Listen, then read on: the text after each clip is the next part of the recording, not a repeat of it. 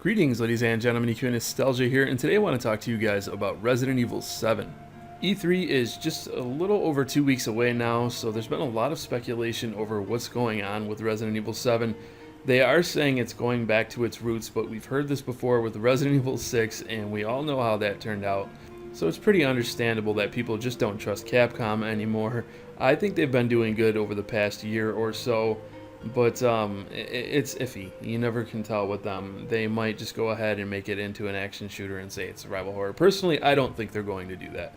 One of the main reasons why I don't think they're going to do that is because they've shown an interest in the older fan base.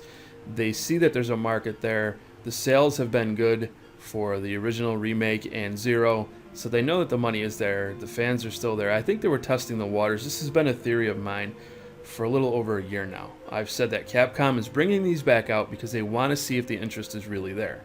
They've heard everybody ranting and raving that they're sick and tired of the action shit, but the action shit is still selling, guys. That's the problem. But now we're finally starting to see that sales are coming in for the classics. They never really gave it a chance until now. I remember being extremely frustrated when they pointed to the poor sales of Remake. It was stuck on the GameCube. I wanted to just grab somebody from Capcom and just slap the shit out of them, because logic, hello, you put your game on a console that's not really selling well, you're not going to move a lot of units. And especially a Resident Evil title on GameCube. There were a couple of games on GameCube that were amazing. Eternal Darkness is one of them, survival horror games, I mean. So it's not like there wasn't anything there, but it's not exactly the console you think of, the purple little lunchbox, when you think of survival horror. So it always frustrated me that they didn't seem to grasp that. But now that they've gone out there, they put these games out, they see that the money is there, I do think that they're going to try to make strides towards survival horror. They've seen the popularity with PT, they've seen the popularity with all of the more modern survival horror games like Outlast. I think they're interested in getting into this market, but here's the thing. I worry that they might make it first person.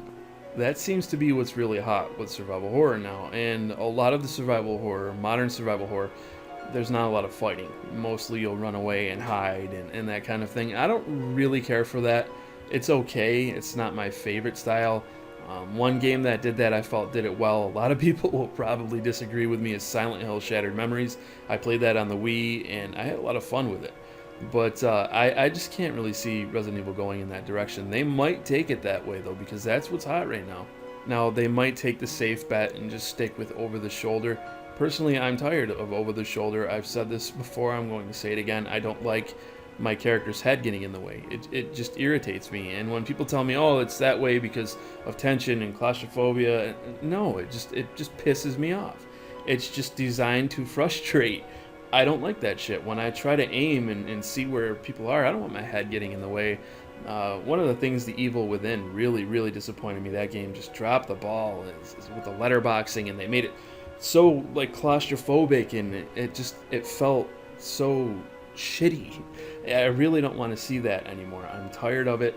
It's not. It's just not my favorite way to experience a game. If you're gonna do anything, I'd say go back to. If you're gonna do that, I'd rather see them go back to the locked camera, the fixed camera angles. I'd rather see that than over the shoulder. I know they're not going to do that. They might just bring this into a different third person and pull the camera back a little bit more. I would like that, but then at the same time, it does open up the environment more, where you can see what's going on around you and it's not so scary. I personally want to see a reboot. I don't know about anybody else, but I'd like to see them just completely reboot the series. I know there's some people that would like to see them reboot it and completely change all of the characters. I've heard that from people. I don't want to see that. I don't want to see new characters come in and a new story completely rebooted. I just no. If they're going to reboot it, I want to see the original cast. But it obviously has to bring a lot to the table to be a reboot. I don't think they're going to do that for a long time, if at all, because everything that's been going on with Remake, going back to the mansion now, just wouldn't make sense. But once I found out it was going to be a sequel, of course I have those concerns. And to be honest with you guys, I really don't care about the story anymore. I pretty much just, my interest in the canon went off the cliff after Resident Evil 4 and the whole Las Plagas thing. I was a fan of the T virus, the G virus. Once it started to go towards bioterror, it just became whatever to me. I liked the fact that there was an evil corporation and people in the town didn't know what was going on right below their feet. There were people that were working for Umbrella in the different aspects, pharmaceuticals and things like that. We saw commercials like in Resident Evil 3 for stuff to show just how much of a grasp Umbrella had on the town. That kind of story was interesting. The corrupt police chief allowing things to go on. Bioterrorism, it doesn't interest me in the least. So that's just part of the reason why I wanted to see a reboot. It's just I'm tired of the lore. So with 7, I'm sure they're going to be continuing the lore that I'm not interested in, so that doesn't help. But as long as the gameplay is there, as long as the survival horror feelings are there, as long as it doesn't feel like a shooter, even if they bring it to what Resident Evil 4 did, because I thought Resident Evil 4 was a pretty damn good game. But I've always said that if they took Leon out of the equation and called it something else, I don't think anybody would say, hey, that looks like Resident Evil. It would just look like an over-the-shoulder survival horror game. But that's the thing. I mean, it feels like they've been kind of chasing that the whole time, and they haven't been able to recreate it. They're trying to go bigger and badder each time. The Evil Within tried to go back. You can tell Shinji Mikami tried to go back to the roots of what made Resident Evil 4 good, and it just, for me, it did not work out. That game was a major disappointment. Another burning question on my mind is, who's going to star in this? Is it going to be Leon again? Are we going to see Leon starring in this? Or are they just going to do kind of what they did with 6 and have like an all-star cast and try to get as many people in there as possible? I don't know. Personally, it doesn't really matter to me who stars in it. I do have my favorite characters, Rebecca Chambers being one of them. I always like Jill. It's weird because I lean towards the female characters in these games. Obviously, Barry Burton is a badass. Everybody loves Barry. I mostly like Barry because of his original cheesy dialogue that was just so ridiculous that it was awesome.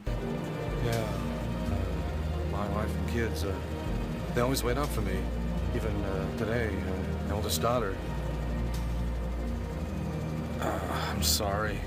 There's something about, I've seen so many people talk about the voice acting and how terrible it was, but it really made the game that much more charming.